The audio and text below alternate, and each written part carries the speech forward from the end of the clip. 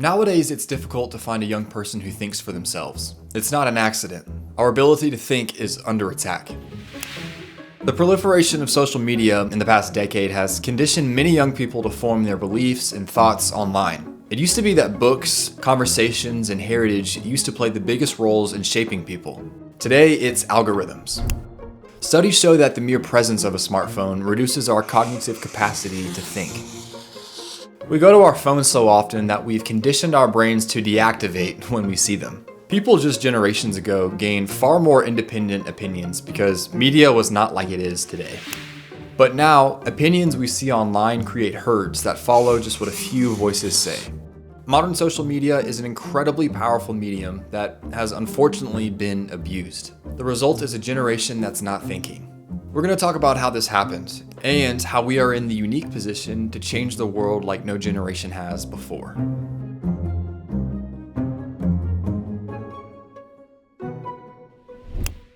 I remember being a 10-year-old driving on a long road trip. It took all day, and like any kid, I would get pretty bored. During those days, I didn't have an iPhone to occupy my thoughts. I just had to sit there and look out the window. I would watch the farms and the buildings as we went by, and I'd form my own version of the world as I saw it, as organically as a 10-year-old could. Now, staring out the window when you're bored seems like an ancient practice. The internet changed how we allocate attention and brain power, though it wasn't always this way.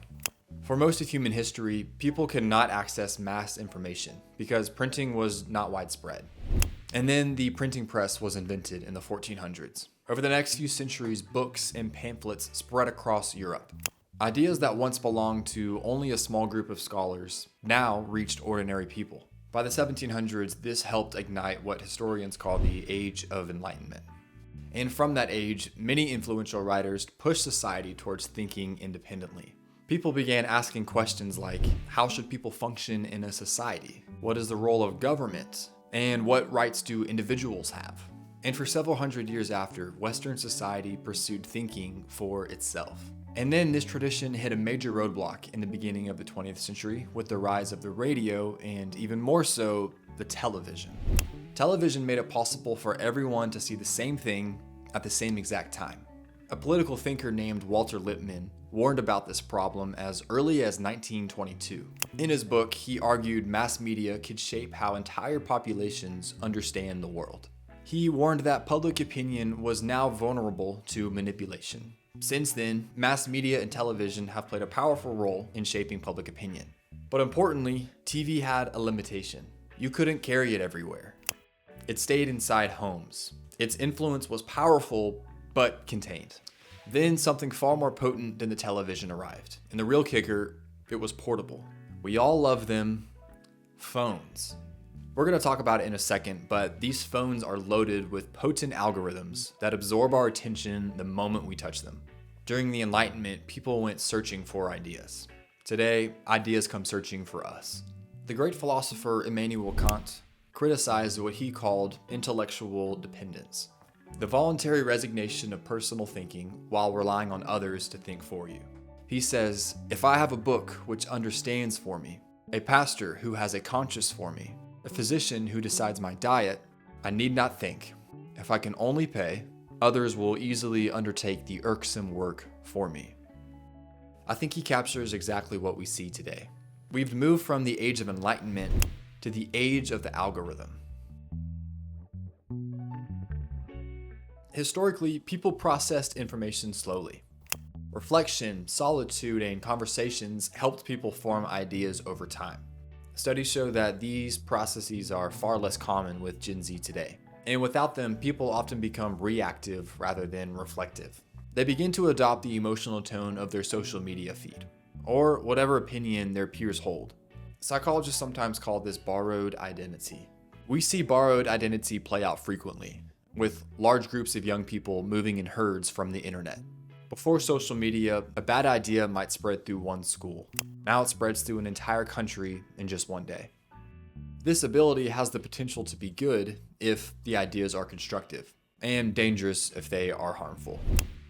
The Age of Enlightenment sought to improve humanity through independent thinking, and the Age of the Algorithm seeks to capture attention, whether that helps us or harms us. Algorithms are intoxicating because they are engineered by dedicated teams whose sole goal is to capture your attention.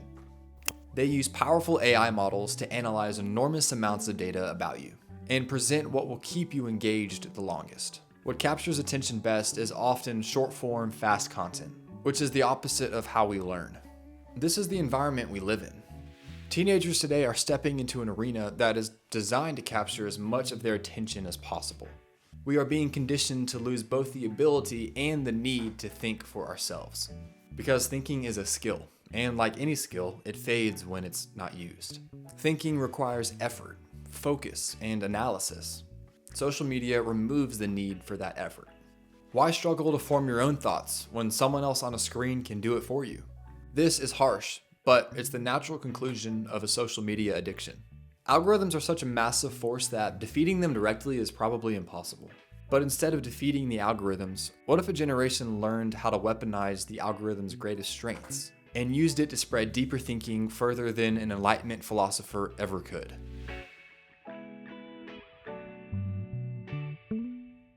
Living in the modern world is a double-edged sword. As I've said throughout, our devices feed us endless content. But on those same devices, we have access to nearly all the information ever created. If used properly, that power could work in our favor. The same technology that dulls thinking could also strengthen it. Part of the reason that the Enlightenment took so long to emerge was that ordinary people did not have access to information. The costs were simply too high. Only the clergy, the rulers, and the wealthy elites had regular access to books and knowledge. When literacy and printed material became widespread, independent thinking exploded. Access to information unlocked intellectual revolutions. People discussed ideas in coffee houses, pamphlets circulated through cities, and philosophers suddenly had an audience who could understand their words. Today, the internet makes the printing press look minuscule. Humanity has now built the greatest intellectual infrastructure in history, and tools like ChatGPT empower it even further. If the printing press sparked an enlightenment, the internet could spark an even greater one. Back in the original Enlightenment, people discussed ideas about philosophy, economics, and government. These topics aren't superior to gardening or self-improvement, but they naturally focus on how societies organize life and power. These are some of the highest forms of thinking because they affect the quality of life for everyone. An enlightenment occurs when a large number of people begin discussing these ideas at the same exact time. And the first enlightenment exploded because technology finally allowed ideas to spread faster. Today, those barriers are gone.